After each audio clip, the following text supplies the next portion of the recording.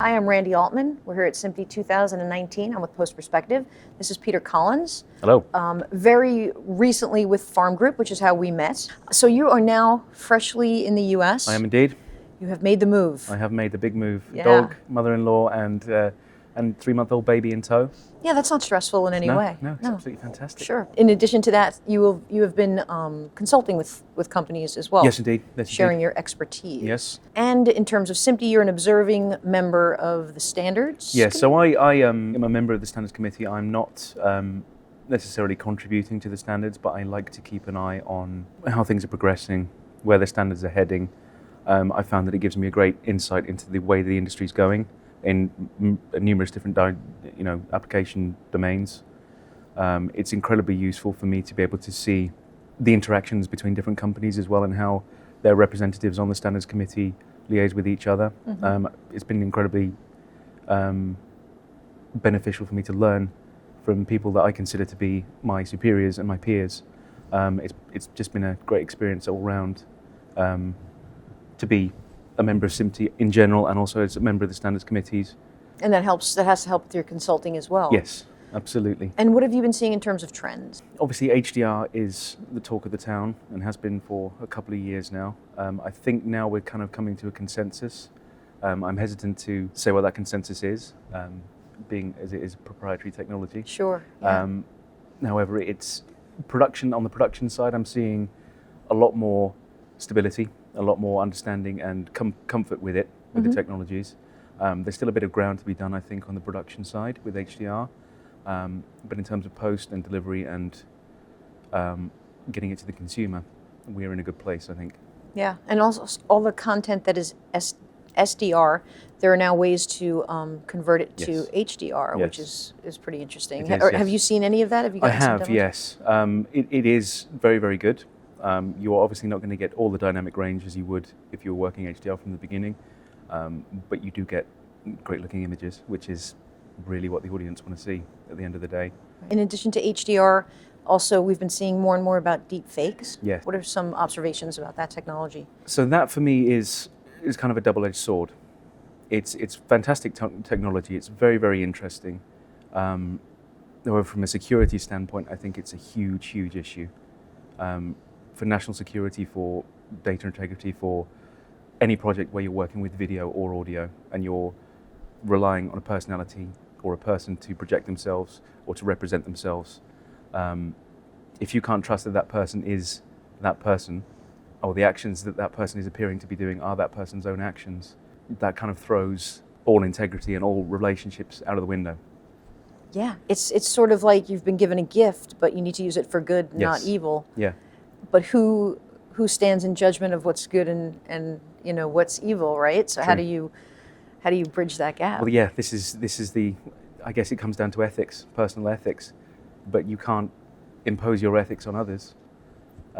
You can only hope that people want to do good with the technology, rather than doing what would be perceived to be bad or immoral or anything else. Right. It's a really, really tricky problem. Yeah, I mean, it's a fantastic technology to have. Yes. But to a point, and imagine you're the person that the deep fake is, different words are coming out of your mouth that you've never spoken. Yes. Yeah, or you have a big board meeting and someone posts a video from a rival company of you doing something ridiculous, that the board see it, or the shareholders, heaven forbid, see it before a big merger or something else. Stock tanks. There's nothing you can do about that. You have to rebuild the reputation from scratch. You have to prove that you're in the right. It's a really, really terrible thing. And biometrics as well, security. Deepfakes can quite easily fool a lot of biometric systems, which kind of throws that, especially with facial recognition technologies. All this stuff, it's quite astonishing how fast this technology is growing, and how many attack vectors that haven't really been thought about are kind of out there and ready to be exploited. Yeah. It's a worry. It's like we've been given this gift, but it comes with a dark side. With great power comes great responsibility. Yeah, I had to say it, but yeah, it's very, very true. It is true. I don't know, it's a tool that the creatives in our industry can take advantage of. Yeah. And someone mentioned earlier today, if you could put Princess Leia in a movie where, Absolutely. the actress has passed away, that's brilliant. But as you say, you have to be incredibly careful about all the other stuff that could be done. it's going back to the old studio idea of having an actor tied to the studio for 10, 15, 20 odd years. We're now almost at a point where the studio can own the actor's presence at that point in their lifetime beyond the actor's lifetime. You do a 3D body scan, you could do the motion capture, you could take them to a sports, sports analyst and kind of measure how their movements work.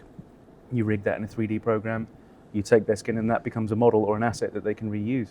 And going back to the deep fakes, you can train an AI model on their voice over the work that they've done.